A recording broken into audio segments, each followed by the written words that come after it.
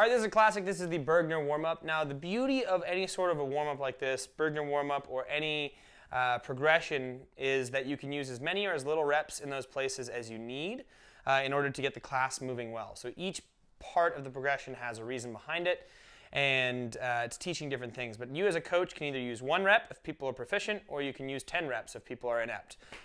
In either case, the general range is about 3 reps for each one. So we're just going to go over a basic one.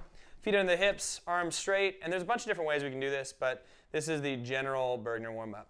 Feet into your jumping stance, hook grip, everything's good.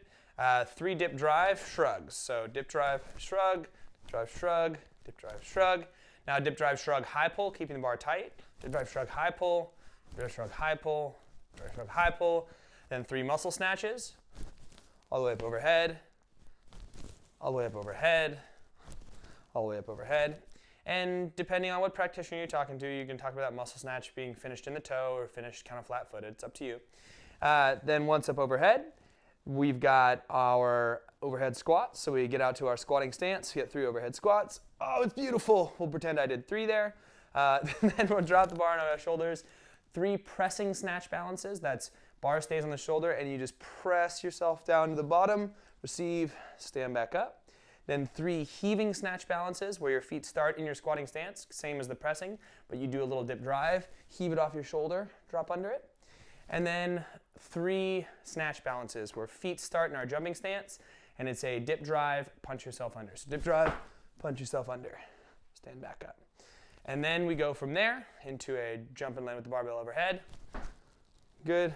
Jump and land with the barbell in the bottom of an overhead squat. Then you can work your way down to the top of the knee.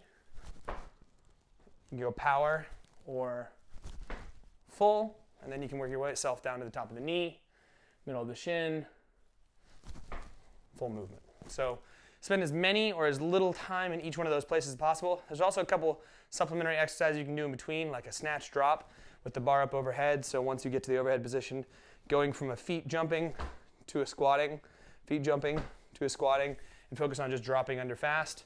There's plenty of ways that you can adjust that for the group that's in front of you. So that's the old Burgener warm-up.